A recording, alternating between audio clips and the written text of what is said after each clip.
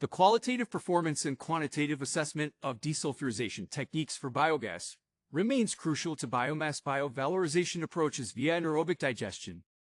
Major desulphurization techniques include in situ chemical precipitation. This method involves adding chemical agents, such as Fe or Fe salts, directly to the digester. The iron reacts with HS to form insoluble iron sulfides, which can be removed from the system. While this method is simple, it requires continuous chemical dosing, increasing operational costs. Chemical costs are significant, estimated at 0.04–0.08 per m of biogas treated. Absorption water scrubbing utilizes water's high solubility for HS. It removes about 97% of HS from biogas with costs ranging from 0.01–0.02 per m, making it cost-effective but water-intensive. Chemical absorption uses solvents like NaOH and FeCl to chemically bind HS. The process is highly effective, achieving HS removal rates up to 99%, but is more costly due to solvent costs and regeneration needs. Adsorption-activated carbon or iron oxide-based adsorbents can remove up to 99% of HS. Adsorption is suitable for low concentrations, with costs typically around 0.02–0.05 per m, though the cost can rise if frequent adsorbent replacement is needed. 2 biological desulphurization techniques in situ microaeration. Introducing oxygen into the digester allows for aerobic bacteria to oxidize HS. It is low cost and achieves up to 90% HS removal. It's best suited for small to medium-scale operations, but excessive oxygen may inhibit methane production.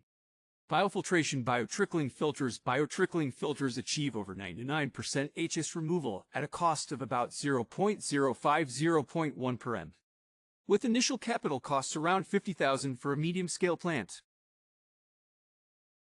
Operational costs can fluctuate depending on the microbial culture maintenance and nutrient requirements. Biofilters, while simpler than BTFS, biofilters have lower efficiencies and can cost 0.04–0.08 per m. They require periodic nutrient replenishment, and clogging can increase maintenance costs. Bioscrubbers. These systems combine absorption and biological oxidation, typically costing around 0.07–0.12 per m. They are effective but involve more complex setup and higher maintenance costs due to sludge handling.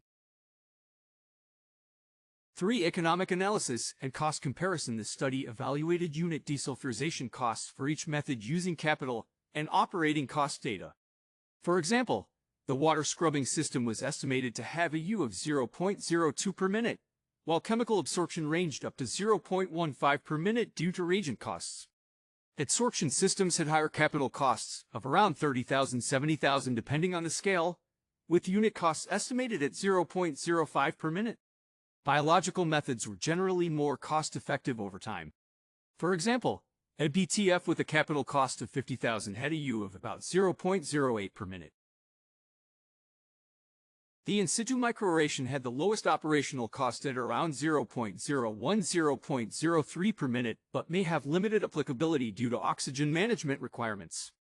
For uncertainty and sensitivity analysis, the study performed Monte Carlo simulations to evaluate cost uncertainties, allowing for 50% to 150% variations in operating and capital costs. For instance, water scrubbing costs were found to vary from 0.015–0.03 per minute, while BTF costs ranged from 0.06–0.12 per minute. This analysis suggested that biological techniques, while generally stable, could experience substantial operational cost increases due to environmental conditions impacting microbial efficiency. In conclusion, the video highlights that the choice of desulphurization technique depends on specific project needs, with biological methods like BTFS and microaeration proving to be cost-effective for long-term operations, while chemical methods may offer higher removal efficiency at a greater cost.